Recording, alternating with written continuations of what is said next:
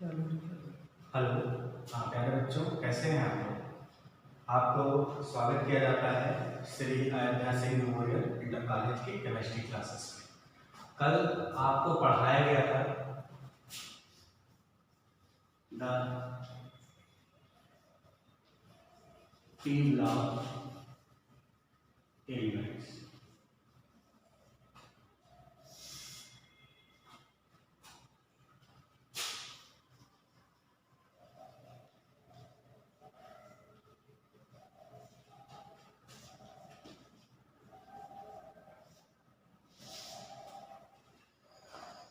कल आपको पढ़ाया जा रहा था द पी ब्लॉक एलिमेंट्स, ठीक है।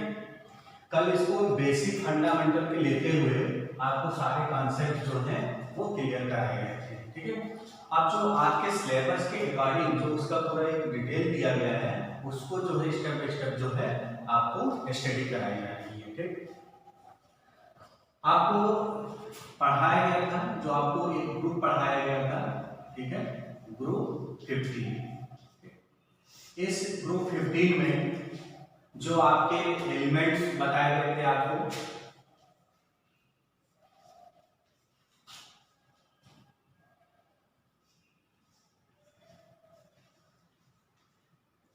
ठीक है, nitrogen, phosphorus, arsenic, antimony and bismuth, ये आपको 15 ग्रुप के जो है एलिमेंट्स बताए गए थे। और इसको लर्न करने का एक फार्मूला भी बहुत मैंने सिंपल सा बताया था, जो एक बार फिर से मैं आपको बता दे रहा हूं। ना पैसा असरफी सब दिखाया, ठीक है। तो हमारा लेसन जो है पी ब्लॉक एलिमेंट्स है, और हमारा जो टॉपिक जो चल रहा है, पहला इसका टॉपिक दिया गया है इलेक्ट्रॉनिक कॉन्फ़िगरेशन। इलेक्ट्रॉनिक कॉन्फ़िगरेशन,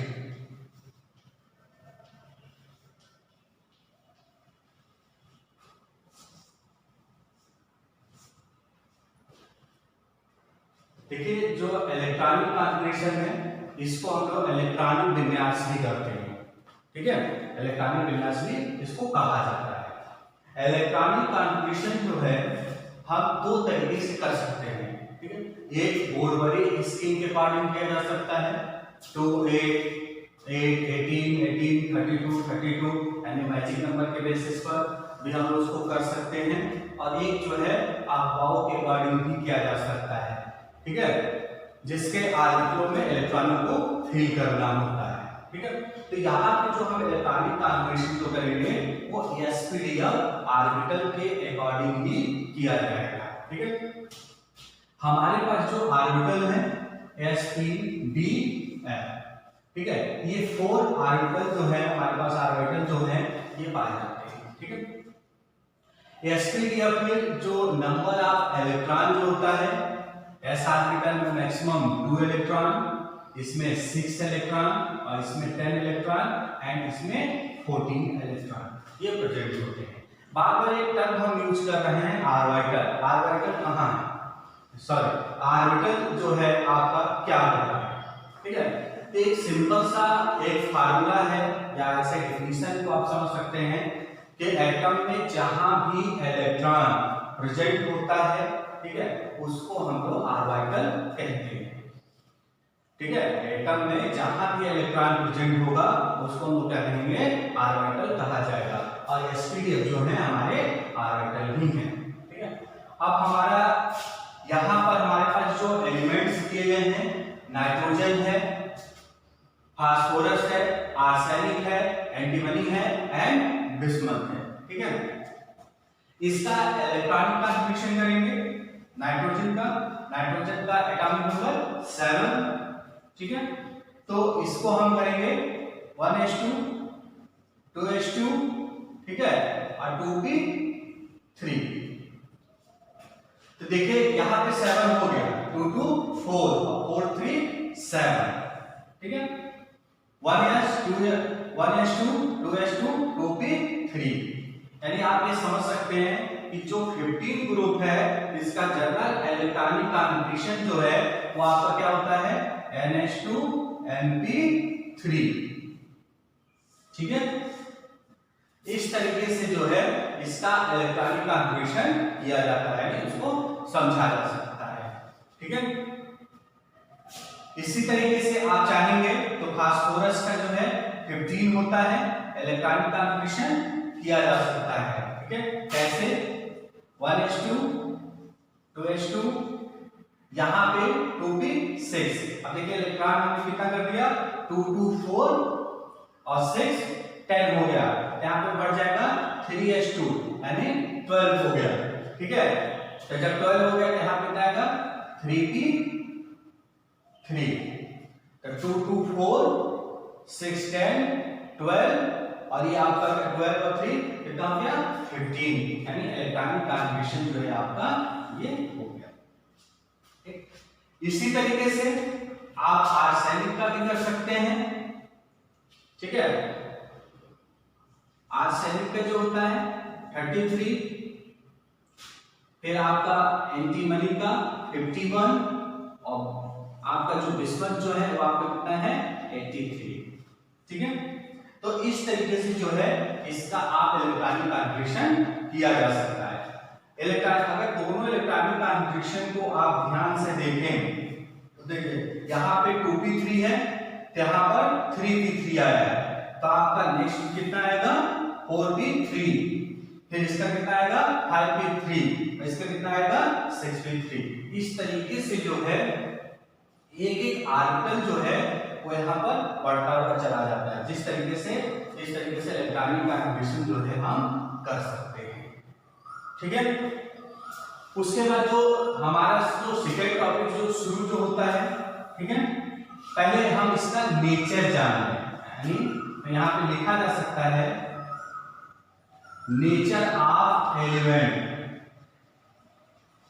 ठीक है, जो हमारे पास जो 15 ग्रुप हैं उनके एलिमेंट का नेचर कैसा है। तो देखिए नाइट्रोजन और जो आपका फास्फोरस जो है ये क्या है आपके नॉन मेटल है। ठीक है, नाइट्रोजन एंड फास्फोरस ये आपका क्या है नॉन मेटल्स है, नॉन मेटल्स। ठीक है, आर्सेनिक और एंटीमनी जो है वो आपका मेटलाइट्स है। क्या है आपका मेटलाइट्स है।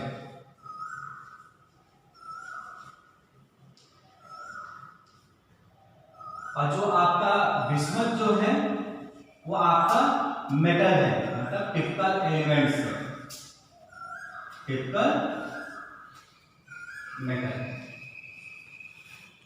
तो यहां पर आप देख रहे हैं कि जो हमारे पास 15 ग्रुप के जितने भी एलिमेंट्स हैं उसमें नॉन मेटल, मेटलाइट्स एंड मेटल यानी तीनों जो हैं वो प्रेजेंट हो रहे हैं, यानी तीनों जो हैं पाए जा रहे हैं। ठीक है, मेटल आपको पता है जो केमिकल रिएक्शन में जो है या केमिकल बॉन्डिंग में जो है इलेक्ट्रॉन को डोनेट करते हैं वो मेटल्स होते हैं। जो स्टेबल होने के लिए इलेक्ट्रॉन को लेते हैं वो नॉन मेटल्स होते हैं। और मेटल और नॉन मेटल दोनों का जो कैरेक्टर शो करते हैं उसको हम लोग कहते हैं मेटलाइट्स।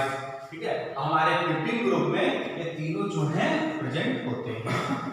ठीक है,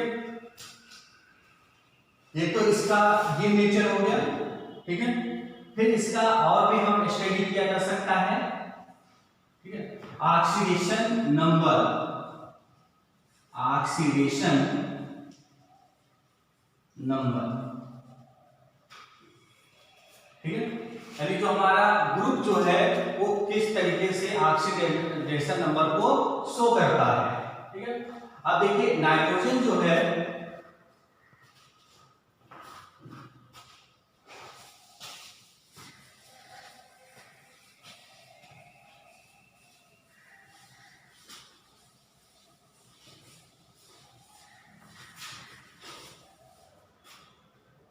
नाइट्रोजन का इलेक्ट्रॉनिक कॉन्फ़िगरेशन जो है हम ऐसे भी कर सकते हैं 2,5। ठीक है, अब देखिए यहाँ पर स्टेबल होने के लिए इसको 3 इलेक्ट्रॉन की जरूरत है, यानी इसकी रिक्वायरमेंट क्या है 3 के इलेक्ट्रॉन की जरूरत है। ठीक है, अगर इसको 3 इलेक्ट्रॉन पॉसिबल हो जाएगा तो ये स्टेबल हो जाएगा। ठीक है, यानी इसका जो ऑक्सीडेशन नंबर जो है वो -3 का है। ठीक है, और ये जितने भी हमारे एलिमेंट्स हैं मतलब वो नेगेटिव ऑक्सीडेशन नंबर को भी शो करते हैं और पॉजिटिव जो है उस पॉजिटिव ऑक्सीडेशन नंबर को भी शो करते हैं, जो +3 और +5 का जो है इनका रेशियो पाया जाता है। ठीक है, मतलब इनका ऑक्सीडेशन नंबर आप ऐसे समझ सकते हैं कि पॉजिटिव नेगेटिव इस ग्रुप में प्रेजेंट हो सकते हैं। ठीक है, अब 1 by 1 एलिमेंट्स का कुछ हम ऐसे भी स्टडी करेंगे कि अगर ये पाए जाते हैं तो कैसे कैसे किस कंडीशन में जो है पाए जा सकते हैं। ठीक है, देखिए जो हमारा नाइट्रोजन जो है वो हमेशा डाई एटॉमिक होता है। क्या होता है? डाई एटॉमिक मॉलिक्यूल्स है। क्या है? Diatomic molecules. ठीक है, ये हमेशा नाइट्रोजन जो है वो एक डाई एटॉमिक मॉलिक्यूल्स के अकॉर्डिंग जो है पाया जाता है। ठीक है, हमेशा डाई फॉर्म में, जैसे एग्जांपल लाइक N2। ठीक है, और एनवायरमेंटल का जो पूरा वॉल्यूम जो है उसका कम से कम 78% जो है ये नाइट्रोजन जो है प्रेजेंट होता है। ठीक है, नाइट्रोजन जो है प्रोटीन का मतलब प्रोटीन में भी पाया जाता है। प्रोटीन भी नाइट्रोजन का ही कंपाउंड होता है, अमीनो एसिड है। ठीक है, जो कि हमारे ग्रोथ के लिए, हेरिडिटी फैक्टर के लिए, इन सब के लिए जो है रिस्पॉन्स करता है। ठीक है, उसी तरह फास्फोरस भी है, वो फास्फोरस भी एनवायरमेंटल में फ्री स्टेट में नहीं पाया जाता है। ठीक है, ट्राई कैल्शियम डाइफॉस्फेट इन सब के रूपों में जो है फास्फोरस भी जो है पाया जाता है। ठीक है, इस तरीके से जो एलिमेंट्स जो है इनकी पाए जाने की जो है कंडीशन पाई जा सकती है। ठीक है, अब हम एक और भी इनकी स्टडी करेंगे। अब देखिए हमने यहाँ पर जो है 15 ग्रुप का एक बार आपको एक समरी टाइप में बता दें। जो हमने द पी ब्लॉक एलिमेंट्स जो है ये आपका एक चैप्टर जो है पढ़ाया जा रहा है जो कि इनऑर्गेनिक केमिस्ट्री का पार्ट है। ठीक है, पी ब्लॉक एलिमेंट्स इनको इसलिए कहा गया है क्योंकि इनके आउटर सेल में पी ऑर्बिटल प्रेजेंट होता है। आप ऐसे भी कह सकते हैं कि एलिमेंट्स जिस एलिमेंट्स के इलेक्ट्रॉन पी सबसेल में प्रेजेंट होते हैं, इंटर करते हैं, उनको हम पी ब्लॉक का एलिमेंट कहा जाता है। ठीक है, जो आपका पी ब्लॉक जो है वो 15 से 18 तक 13 से 18 तक जो है प्रेजेंट है। तो 13 14 जो दो ग्रुप जो है आपने 11th क्लास में स्टडी किया था, 15 से 18 तक जो है यहाँ पर स्टडी किया। आपने फर्स्ट स्टडी किया कि 15 ग्रुप, तो 15 ग्रुप का उसमें कौन से एलिमेंट्स हैं?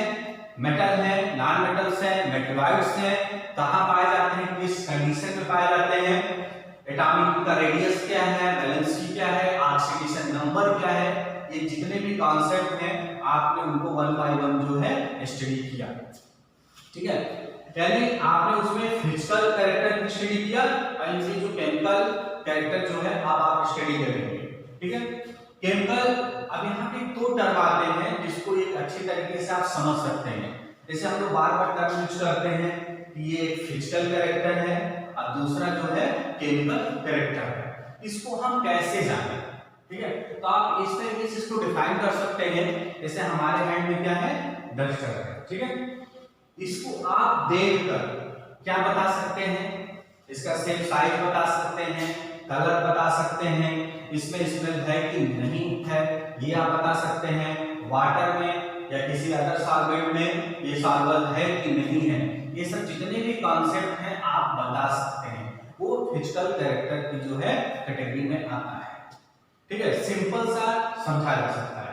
उसके बाद अगर एक एस्टर जो है फार्मूला से बना हुआ है, इसका कंपोजिशन क्या है, वो जो है केमिकल कैरेक्टर में आता है। मींस मतलब हमारे पास जो एलिमेंट्स हैं वो किन से रिएक्शन करेंगे। जैसे आपका नाइट्रोजन है, नाइट्रोजन जब हाइड्रोजन से रिएक्शन करेगा तो क्या फॉर्मेशन करेगा?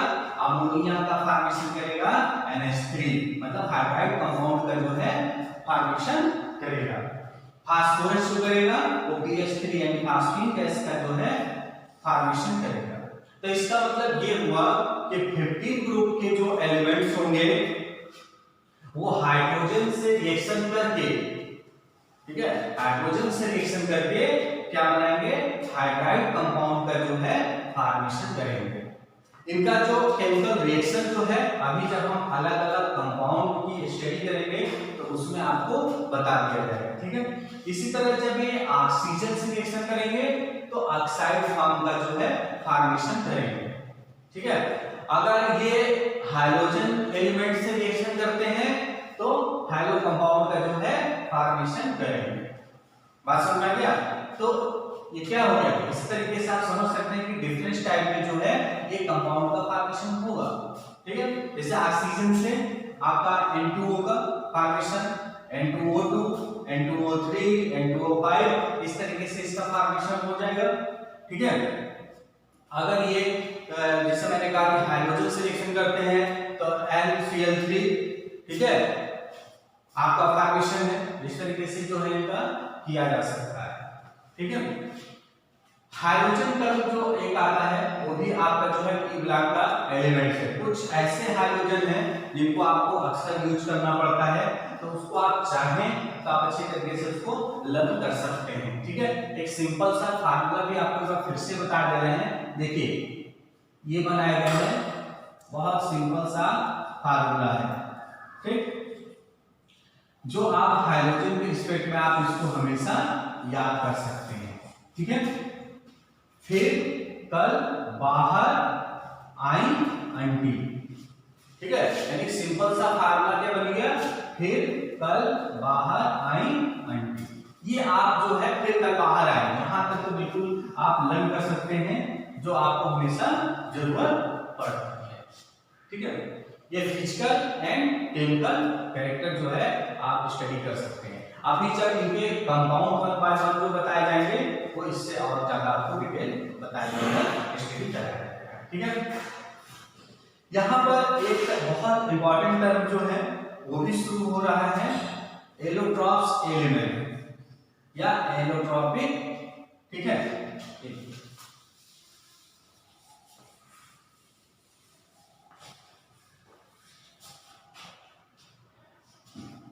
ये आपका एक टर्म शुरू हो रहा है, एलोट्रॉप्स एलिमेंट।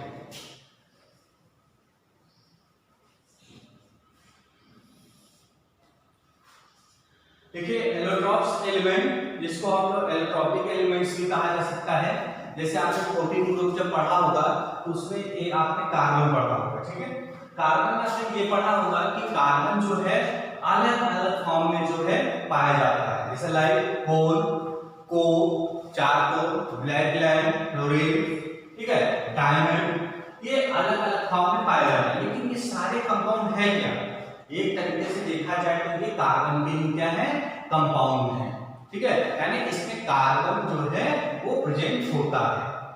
उसी तरह अगर आप जो है 15 ग्रुप के अगर कंपाउंड की स्टडी करें, ठीक है, तो कुछ एलिमेंट्स को छोड़कर, ठीक है, बाकी जितने भी एलिमेंट्स जो हैं वो एलोट्रॉप्स को जो है ये करते हैं, मतलब एलोट्रॉप्स को जो है रिप्रेजेंट करते हैं, ठीक है।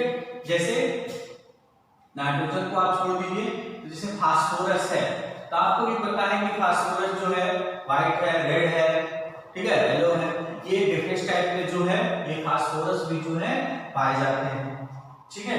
तो इस तरीके से जो है ये एलोट्रॉप्स को जो है यूज करते हैं, ठीक है, ये पाए जाते हैं। बाकी आपका जो और भी जो है व्हाइट येलो इस तरीके से व्हाइट ग्रे मतलब अलग अलग फॉर्म में जो है ये यूज करते हैं। खैर यहाँ पे आप फास्फोरस का डिटेल पढ़ लीजिए जो कि एलोट्रॉप्स जो है यूज करते हैं, ठीक है।